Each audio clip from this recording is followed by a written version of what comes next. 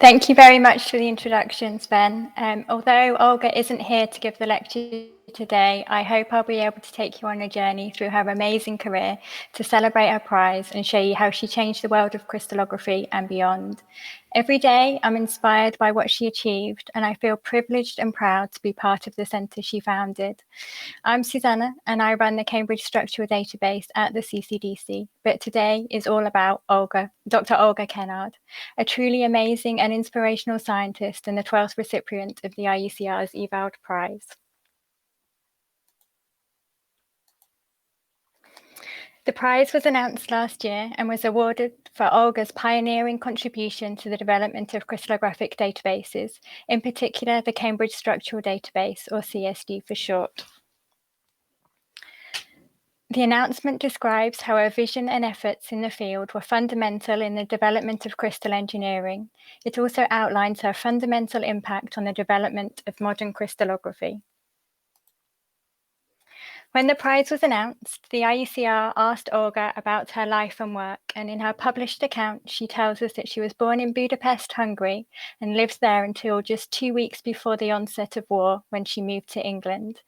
There, she enrolled at Hove County Grammar School, passing all her exams apart from English.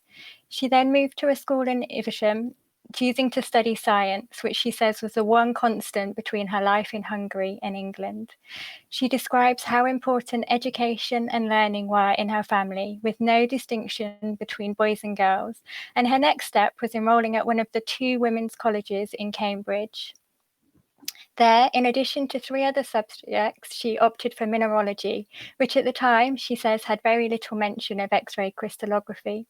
From Cambridge, she became Max Perutz's assistant, but was not permitted to try for a higher degree, and in her words, only became a respectable scientist much later.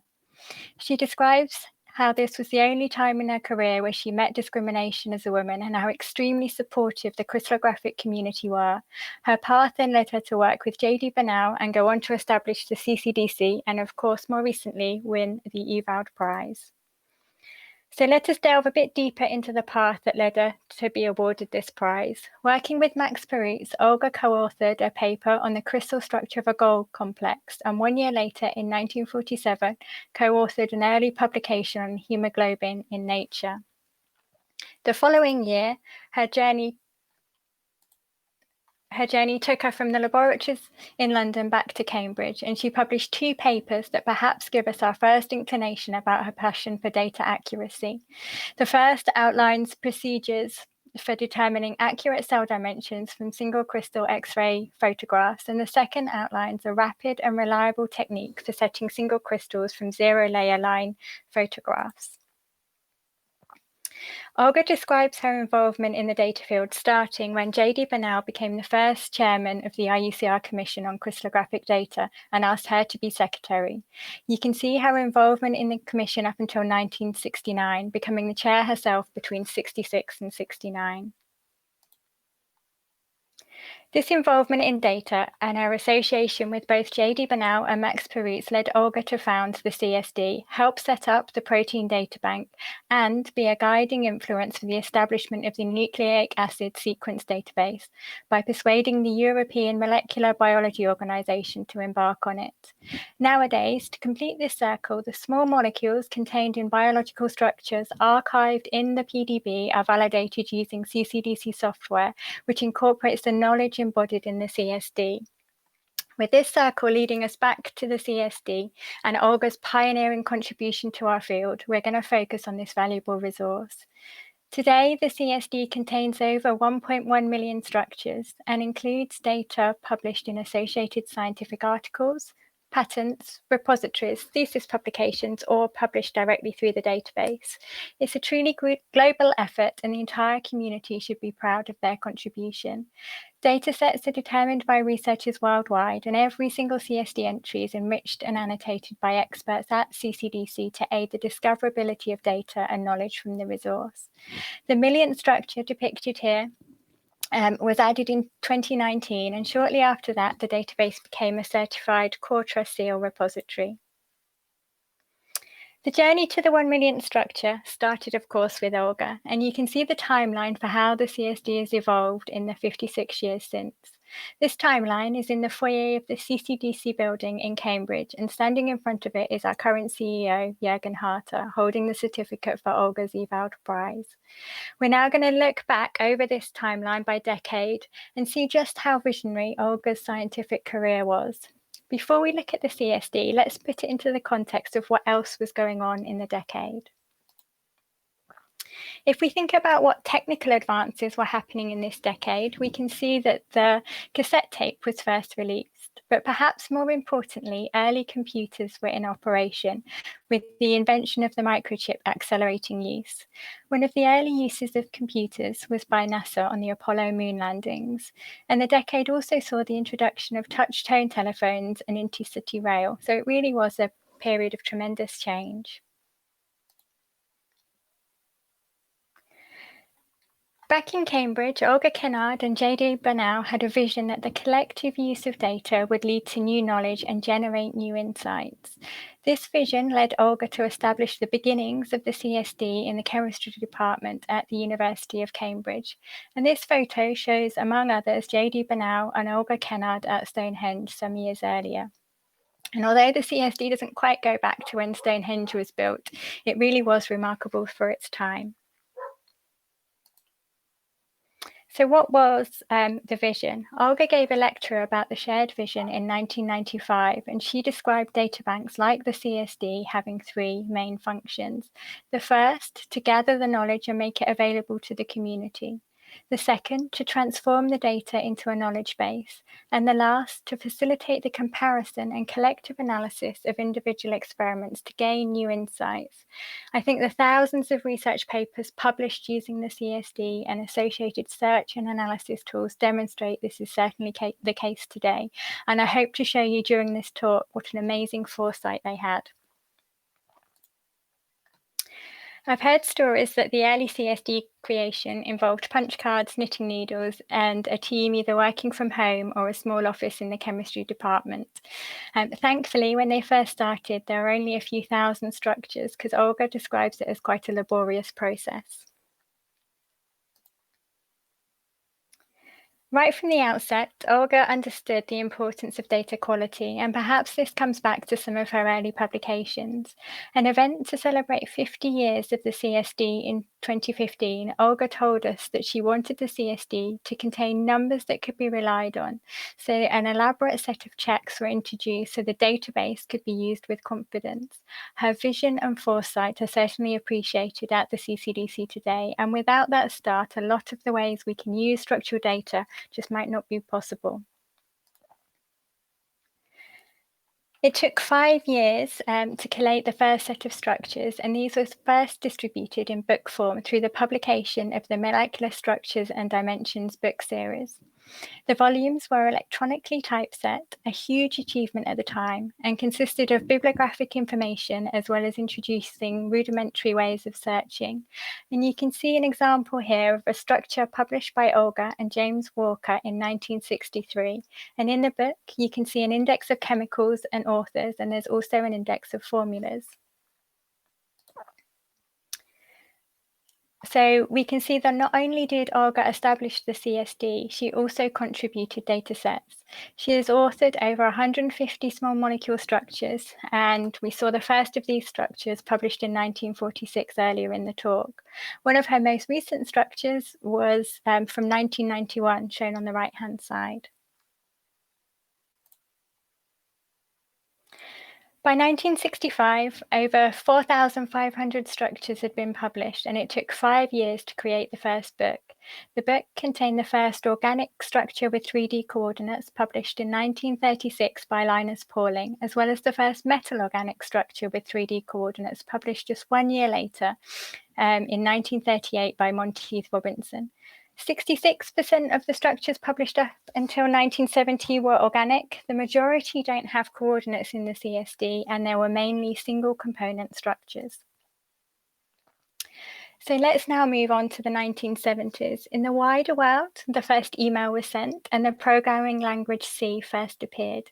In 1975, the first digital camera was engineered, and in fact it weighed a hefty 80 pounds. In 1977, NASA launched 2 robotic probes, and later in the decade, in 1979, the first Sony Walkman was launched. In the world of crystallography, 1969 saw the establishment of the first European crystallographic committee. At the first ECM meeting in Bordeaux in 1973, Olga was listed as the UK ECC representative, and then in 1975, she was made president of the committee. The main objective of the committee was to coordinate in a concerted fashion European meetings, each country retaining, to use the words of Olga, its national identity and organising the meeting in its own style and tradition so that the ECMs benefited from the rich cultural variety of Europe, and this has certainly been achieved in successive ECMs. At the ECM in Oviedo in 2018, I spoke in a session celebrating women in crystallography. And for that session, I asked Olga if she would allow me to include a video of her in a talk. And I wanted to share part of her response, which highlights her strong independence. I think that the symposium and that the then president, Alicia Bacchi, promoting gender equality in her opening speech in Oviedo shows that the ECA really does a lot to strive for gender balance. And I'm sure Olga helped lead the way in that. In the world of the CCDC, scientists have been starting to use the volumes of molecular structures and dimensions, and they're an immediate hit. This is a book review written in 1977. The reviewer notes that the book should please scientists and points out some alternative uses, including using it to prop open doors, press flowers, or ensure others don't see you taking a nap. As well as being amusing, it points to the issue that whilst people might value a physical book, the intrinsic value to the data within is sometimes harder to appreciate. The review also highlighted a couple of other potential issues that a chemist might face, even with the relatively small number of structures that there were categorization issues even then. The CCDC has worked tirelessly over the years to try and overcome these as the amount of data continues to grow. As suggested in the review, finding the entries of interest became a critical problem. George Jeffrey, the reviewer, concludes by saying it is an essential resource and thank heavens for Olga and her colleagues who had the good sense to start getting these structural data organised before it swamped us. These sentiments could act as a challenge now. What should we be doing now that in years to come will prove so timely? So how were people using the data in the 1970s? Two people that put it to very good use were Berge and Dunitz, who used the crystallographic data in combination with theoretical studies to derive the Berge-Dunitz angle. A quick search in the CSD shows that there would now be over 20,000 CSD entries to choose from if you wanted to redo this work. And what was found then, using just 6 entries, is essentially still true today. So how was the CSD changing during the 1970s? Well, the number of published structures tripled in size. Most structures now had coordinates, and the structures were starting to contain a wider diversity of elements. The number of structures containing lanthanides and actinides was certainly on the increase. In the world of protein crystallography, Olga is one of the co-authors of a publication describing the establishment of the Protein Data Bank, a computer-based archival file for macromolecular structures. And amazingly, at this Congress, we can see many talks about the impact and value of the PDB in its 50th year. As well as contributing structures to the CSD, Olga went on to contribute data sets to the PDB too, and she describes it as a wonderful time solving increasingly complex structures as instrumentation and computing became more and more powerful. At the end of her time in the lab, the team were able to solve the structure of a fragment of DNA with a base pair mismatch to 1 angstrom resolution. As we see the complexity and wealth of structural data increasing at the CCDC, it was recognized that it would be a huge challenge for researchers to analyze and utilize such a large volume of information. And so the aim by 1980 was to have a fully retrospective database. And by the end of the decade, a database had been created and a nucleus of searching software had been developed. The resultant ref codes could be extracted, and the system allowed the user to analyze the coordinate data for those entries using command line programs. So back to the timeline, and now let's move to the 1980s. In 1981, the IBM PC was launched, and this completely changed the way people worked. A few years later, Apple Mac went on sale, and a year after that, the Windows operating system was released. The 1980s also saw the development of the compact disc, and the first consumer cell phone hit the market. Despite its huge size, huge price, and poor battery life, it was in high demand, and apparently there was a waiting list of people wanting to buy it. If we look at the CSD, the number of published structures roughly tripled in size, and we can see that the percentage of structures with coordinates is thankfully going up. We can also see for the first time most of the new structures are actually metal organic, and the first structure with bonding to a group 18 element was determined. If we look at the CSD today, we can see that the proportion of metal organic structures is still higher, with a percentage of around 57% in the database as a whole, and these structures started to dominate from the early 1990s. In the 1980s, the team at CCDC were busy manually transcribing hand-typed tables of coordinates into the database records. And by volume 13, in the Molecular Structures and Dimensions series, computer-produced diagrams of the chemical structure were added to really illustrate each compound, and this greatly extended the utility and usability of the series and was rather ahead of its time. Here you can see a diagram generated from one of Olga's structures published in 1980. In the 1980s, we can also see how Olga and Robin Taylor are surveying the CSD and how fundamental this research is in the development of the field of crystal engineering. In this article published in 1982, Olga and Robin surveyed 130 neutron structures and conclude that CHO, CHN, and CHCl interactions are more likely to be attractive than repulsive, which suggests that they can be reasonably described as hydrogen bonds. Today, the CCDC software Mercury enables researchers to explore the nature of hydrogen bonded networks, the strength of hydrogen bonds, and derive graph set descriptions. So we can see how this early work has influenced what is relied on by scientists worldwide. So how else was the CSD being used in the 1980s? It was clearly a valuable lookup tool, but it was also being used to tabulate data. Molecular geometry is vitally important in understanding chemical structure and bonding. Over the years, compilations of some of this information had appeared, with the first major compilation published in 1959.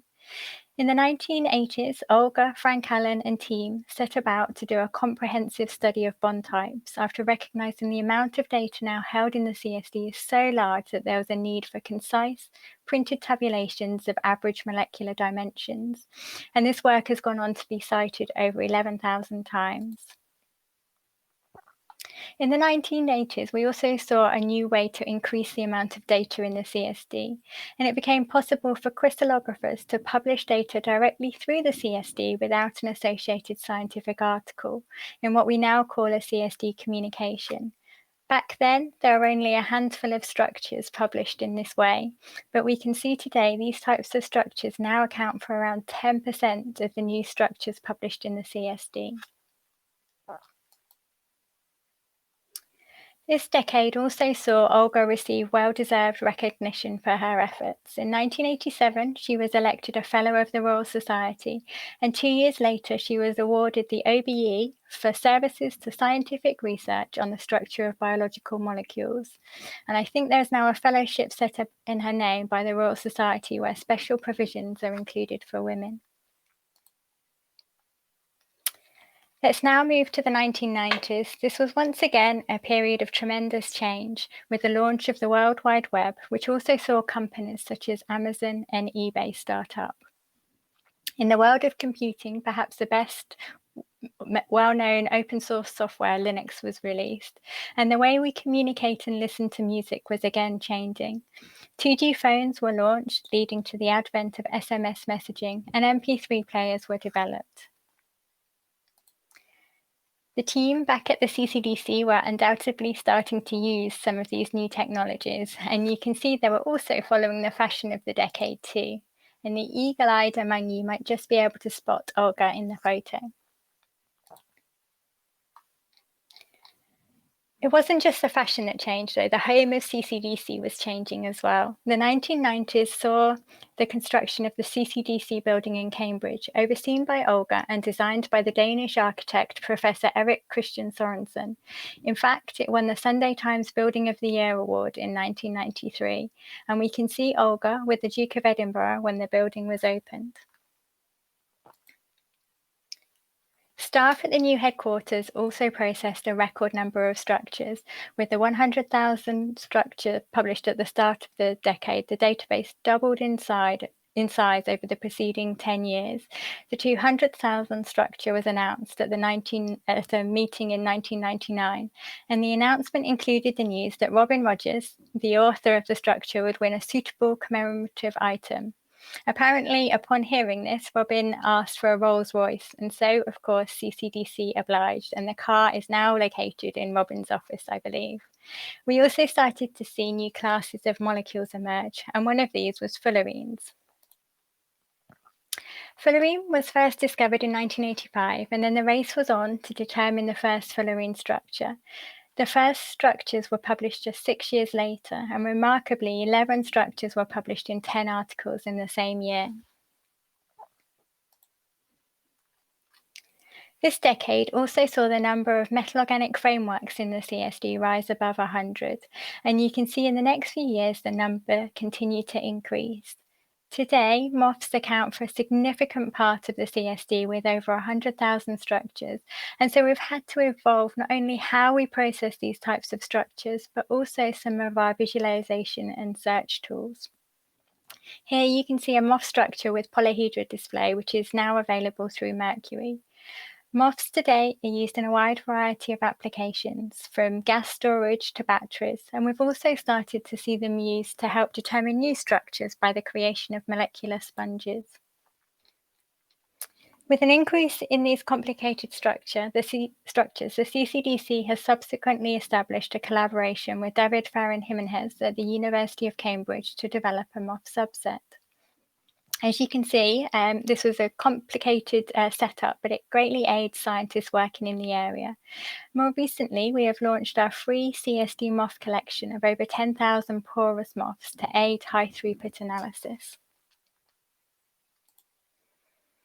Over the next decades, the way crystallographic data was published started to change. In this JACS article from 1998, the crystallographic data moved from the main article to the supplementary information in PDF format, and that was common for a lot of the more general journals. We can also see the crystallographer not being listed as an author. Today, things have evolved since then.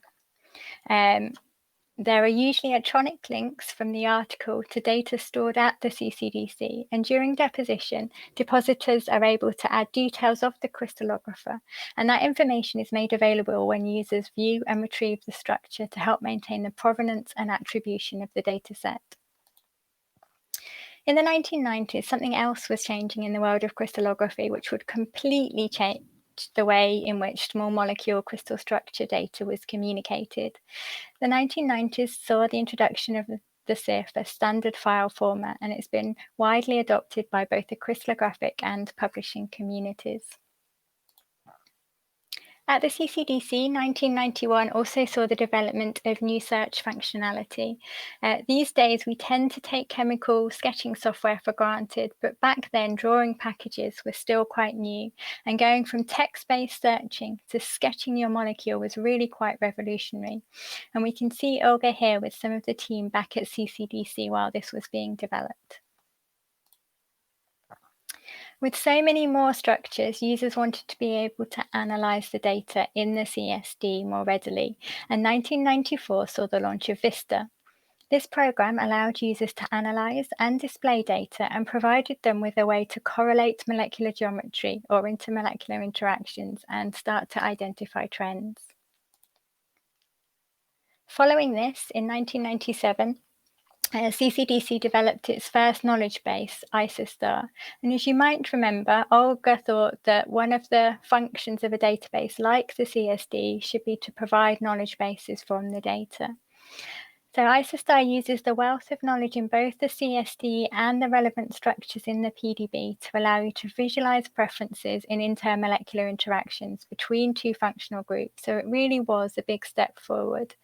Being able to develop such a knowledge base was clearly only possible due to the increasing size and diversity of the CSD. We can also see how IUCr is used today in our full interaction map functionality. So let's now move to the 2000s. This decade saw the introduction of the iPhone, as well as the beginnings of Facebook, Twitter, and YouTube. So the world really was becoming more connected. Another significant milestone on the web was the launch of Wikipedia and user-generated content.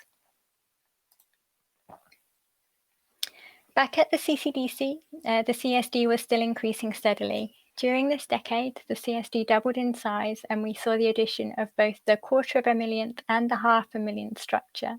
On the right-hand side, the 500,000 structure is shown, and this is a drug molecule called lamotrigine. The CCDC's response to the increasing number of structures and to the desktop revolution was the development of Conquest. This was a new search interface to the CSD, and it allowed users to search the CSD in a much more accessible way and had a number of different search options.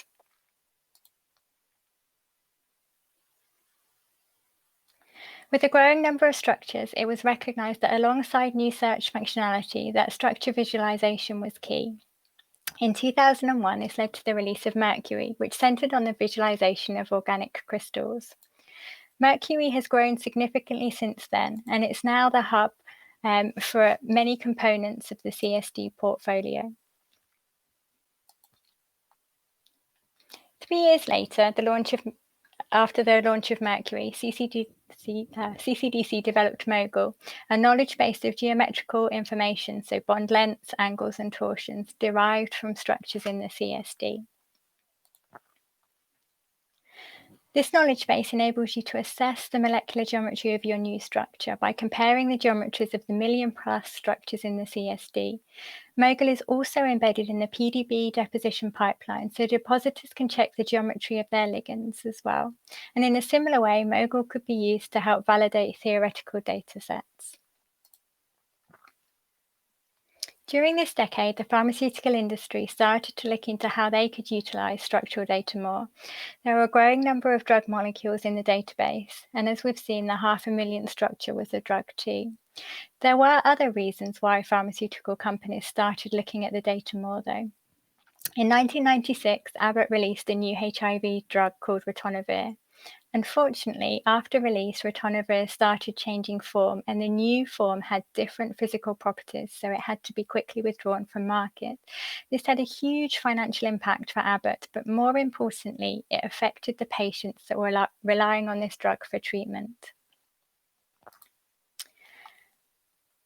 So people started to question if this change of forms could have been identified earlier. Bob Doherty from Pfizer, among others, started to use the term solid form informatics, and they started to use structural knowledge to inform key decisions in pharmaceutical development. Solid form informatics now plays a crucial role in the solid form development workflow at most major pharmaceutical companies, and strong partnerships now exist between industry and the CCDC. So could these tools have been used to predict ritonavir was not the most stable form? Using the tools we have available today, I think we can say yes. We can see that the marketed form of ritonavir wasn't the most stable, and the use of structural data and these techniques are now used routinely in drug development to assess solid form stability and the likelihood of occurrence of another case of ritonavir. Today at the CCDC, we've developed a range of tools to allow users to do complex structural analysis, perform solid form risk assessment, and carry out solid form design. And we can really start to appreciate the foresight that Olga had in establishing this rich source of data. As the structures are added to the CSD, the volume and diversity available to these tools increases too, and so the confidence in the results also increases. With increasing web technology being developed in the 2000s, we also saw the release of CCDC's first web-based tool, WebCSD. WebCSD provided access to the data, including a range of different search options, and its launch also meant that we were able to release data more quickly. And with a growing number of structures added each week, this was really becoming even more paramount. Swift release of data meant we had to evolve our workflows with publishers, and we worked to automate processes between the CCDC and the journals to enable us to add data at the point of publication.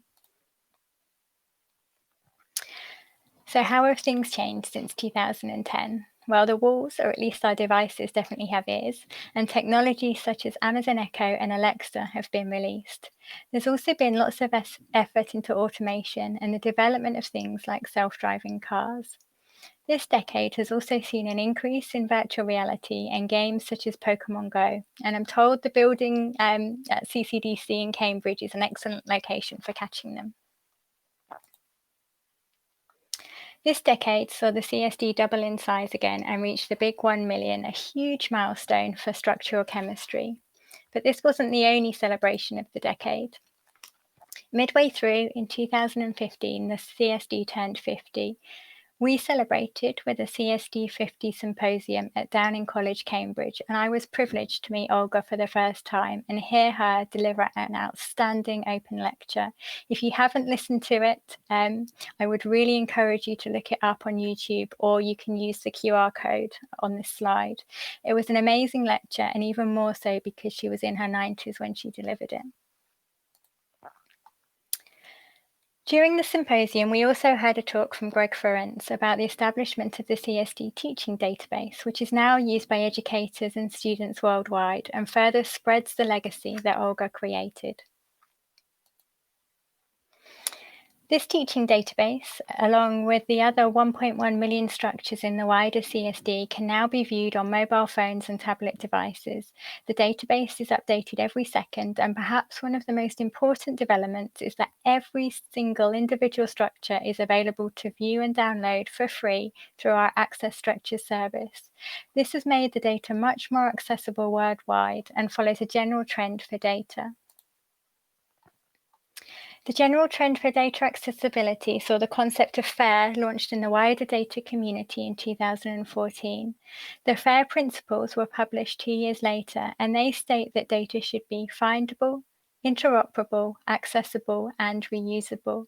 At the CCDC, these guidelines have helped us change the way we manage scientific data, and the development of new standards and standard identifiers have seen us use things like INCHI to match structures between the CSD and external databases, and assign each structure a persistent identifier in the form of a DOI. In 2010, the CCDC also launched an online deposition process, and now we get well over 90% of our depositions via this route. Today, the online deposition process is multi-step, interactive, enabling depositors to correct syntax, check the integrity of their datasets, and enhance their depositions. Post-deposition, our curation process at the CCDC have changed, but we still hold dear Olga's original thoughts about the importance of data quality and numbers that can be relied on. Each structure undergoes extensive validation and curation processes, and datasets are enhanced with chemical representations and chemical connectivity to really make sure the data is as discoverable and reusable as possible. Fittingly, we also use the data in the CSD to help us assign this chemical connectivity using a tool called Decipher that was developed in-house. So, what does the resource that Olga established look like today? Over the years, the CSD has grown in size and complexity, and the people contributing structures to the database has also spread worldwide. I thought it might be fun to try and calculate how much effort has gone into its creation. And my rough calculation takes us to a massive 1,500 person years in total. So I think we can all share George Jeffrey's sentiments and say thank heavens for Olga and her colleagues who had the good sense to start getting these structural data organized before it swamped us. In the CSD today, we can see a mix of organic and metal organic structures with a split between single and multi-component complexes. The resource is used in a variety of industries, and as well as atomic coordinates and crystallographic information, it contains a significant amount of additional data, including melting points, crystal shapes and colors, bioactivity data, and oxidation states. If we delve a bit deeper using our CSD Python API, we can see how the chemistry inside the CSD has changed over the years. And on the left, keep your eye out for the rapid rise of MOFs. We can also see that the diverse number of elements present inside the structures in the CSD, and their most common colors and shapes reported for small molecule structures. So I think we can just see MOFs about third place now. But we can't just look inside the CSD, and Olga showed us that from the start with her work to establish the PDB, or help establish the PDB. Chemistry and biology are becoming more connected, and at the CCDC we're increasing connections through links between the CSD and the PDB, as well as the development of CSD cross-miner that enables pharmacophore queries against these two databases. More recently, we've joined a grant-funded project with PDBE and Kemble to work together to aggregate data. I mentioned CSD Crossminer, and that is just one part of the CSD portfolio today. Our value-added services allow researchers to search, visualize, and analyze structural data, and they support the discovery of new molecules with pharmaceutical applications and help researchers predict the stability and properties of a substance. The CSD portfolio includes a range of desktop software, web tools, and programmatic access through our CSD Python API, all underpinned, of course, by the CSD. This diverse portfolio goes back to Olga and J.D. Bernal's original vision that the collective use of data would lead to new knowledge and generate new insights.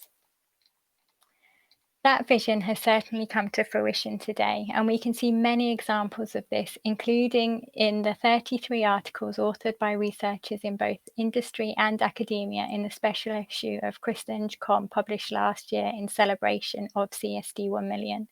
From the thousands of research papers published by researchers worldwide, we can see that Olga's vision is very much alive.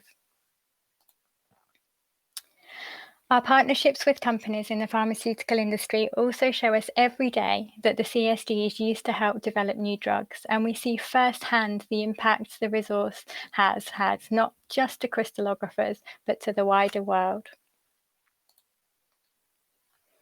The CSD contains a wealth of information about drug structures. If we look at the top 200 drugs by retail sale, we can see how many are found in the CSD, color-coded in green. It's clear small molecules have led to many new drug approvals in 2020, but as well as that, they are opening up new biological and therapeutical opportunities, are competing against emergent modalities for rare diseases, and are being used to target RNA. Several drugs in the CSD have also been investigated as potential targets against COVID-19. We have identified over 100 structures that have been investigated so far, and here are just a handful of them. So you really never know how structural data might be used in the future and the impact it might have on our everyday lives.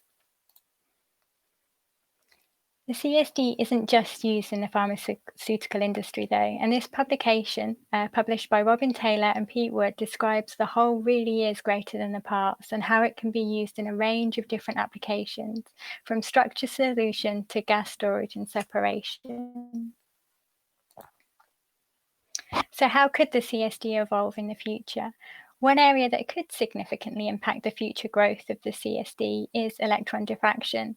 It's still early days, with just over 130 structures currently in the database determined by this emerging technique. But I think it's definitely an area to watch, and I'm looking forward to hearing about the latest research in this field during the Congress. We are also seeing a rise in interest and research in calculated structures, and perhaps if we are not careful, this could be the area that swamps us. With 2020 seeing the launch of the 7th CCDC blind test to challenge the community to predict the correct solid form for a handful of molecules, we are working together with the community to help set guidelines for submission so that others can learn more from the outputs of this challenge. Over the last few years, AI and machine learning have also risen in popularity and are buzzwords, but several researchers have shown how we can actually use AI and machine learning techniques on data in the CSD. I think the rise in the use of this type of research has also shown that they are only useful techniques if you can trust your data, if you understand the data, and if you can correctly interpret the results. And all of that comes back to Olga's focus on the importance of data quality and her vision for how the CSD should be created. Today, we are also seeing the use of the CSD spread across the globe, and it's always a privilege to meet scientists worldwide that share a passion for the CSD and tell us how much they rely on it in research and education. Here you can see a few of the worldwide crystallographic schools and conferences we've had the pleasure of being involved in, and I've lost count of the number of people who have spoken to me about the impact Olga had on their careers.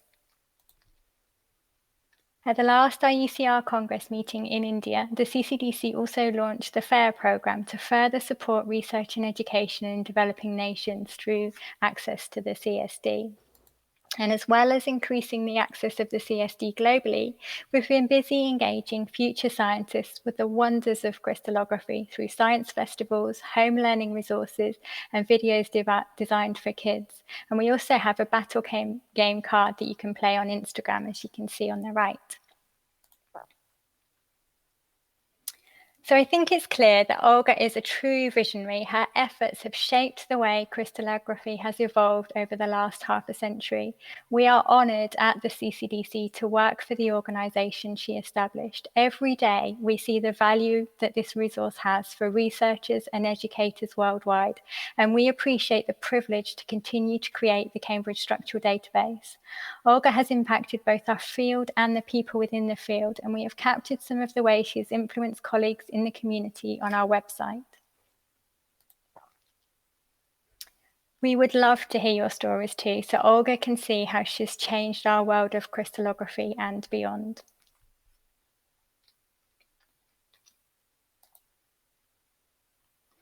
I wanted to conclude the celebration with some photos of Olga herself, including one where she is pictured next to Ewald. I think you can just see them there, and if I zoom in, her and Ewald are pictured. You can also see the congratulation note sent by the IUCr. After receiving the prize and the card last week, she said she was most touched by the contents, the medal, the citation, and above all, the messages from so many old friends and colleagues. So before we give Olga the biggest in-person and virtual applause for her amazing contribution to science, let's finish with one final inspiration quote from Olga herself in her lecture in 1995, where she said, "I think that the great ocean of truth is still in front of us and that we continue to discover new aspects of this truth." So with that, a huge thank you, Olga, from everyone at the CCDC, at the Congress, and in the community. And the hugest congratulations from all of us on winning the 12th Ewald Prize.